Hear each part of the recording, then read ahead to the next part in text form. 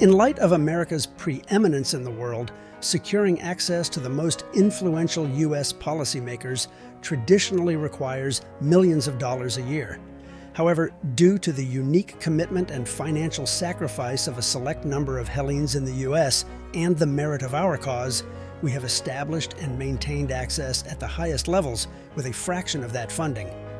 50 years ago, when we faced the tragedy of the invasion of Cyprus, we learned how to properly contribute to, fundraise for, and lobby our policymakers.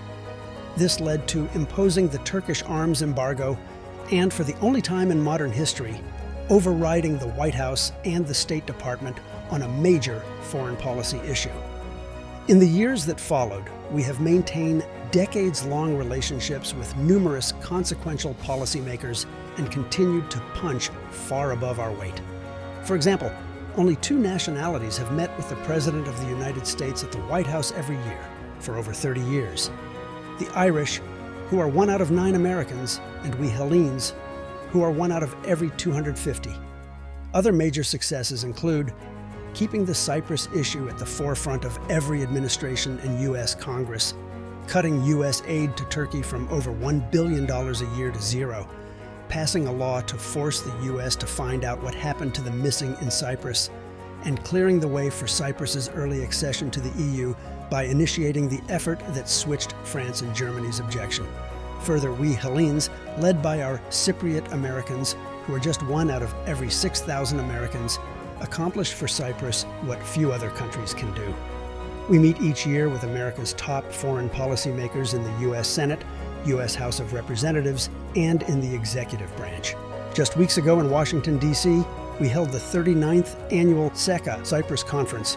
Many of the most influential foreign policymakers in the United States Congress, from both parties and from the Biden administration, met with Cyprus Foreign Minister Konstantinos Kombos and over 100 Cypriot and Greek-American leaders from across the country.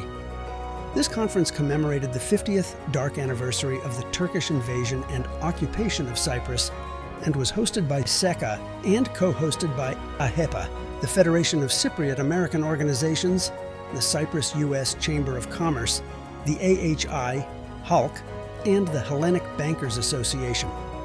On the first night of the conference, a solemn candlelight vigil was held in front of the Capitol, honoring the victims of the invasion and the 50-year occupation and division of Cyprus. Speaker Emerita Nancy Pelosi, Hellenic Caucus co-chairs Chris Pappas and Gus Bilirakis, Vice Chair Nicole Maliotakis, and Congressman John Sarbanes joined Foreign Minister Kombos, Cyprus Ambassador Evangelos Sava, Greek Ambassador Ekaterini Nasika, and conference participants. In addition, the leader of the United States Senate, Chuck Schumer, and the Democratic leader of the U.S. House of Representatives, Hakeem Jeffries, met prior to the vigil with Cyprus Foreign Minister Kombos and community leaders Dennis Meal, Philip Christopher, Andy Manitos, and Savas Tsivikos to show their solidarity for this commemoration of the dark anniversary.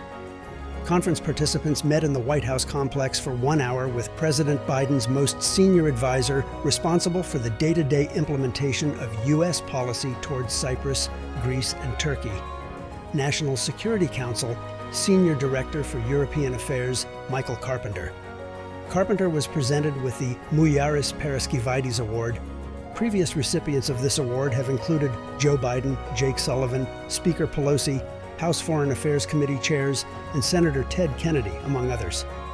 Also representing the Biden administration was U.S. Ambassador to Cyprus, Julie Fisher. Participants traveled to Capitol Hill for a welcome reception hosted by Foreign Minister Kombos. It featured a special photo exhibition titled The 50 Years of the Turkish Invasion of Cyprus, 1974 to 2024. This was the first time the photo exhibition has appeared in the United States, with the aim of providing photographic evidence of the displacement and actions of the Turkish occupation and division of Cyprus. There we honored the House Foreign Affairs Committee's ranking Democrat, Congressman Gregory Meeks, with the Williams Award. Previous recipients of this award have included Barack Obama, Kamala Harris, and Hakeem Jeffries, among others. Also honored at this reception was the new co-chair of the Congressional Hellenic-Israeli Alliance, Congressman Brad Schneider, with the Freeses Award.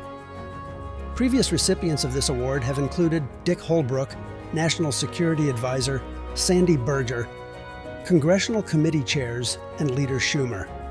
At the conference banquet, we honored Senator Paul Sarbanes posthumously and Congressman John Sarbanes for their combined over 50-year fight on the front lines for Cyprus.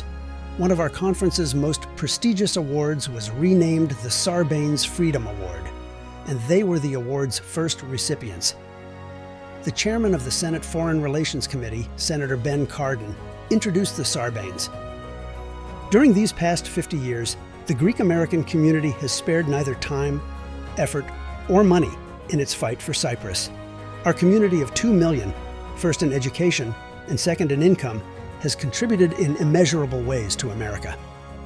Unfortunately, we have thus far failed to convince the U.S. to bring pressure to bear on Turkey as it continues its illegal occupation of Cyprus.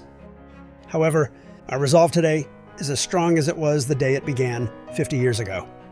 The work goes on, the cause endures, the hope still lives, and the dream shall never die.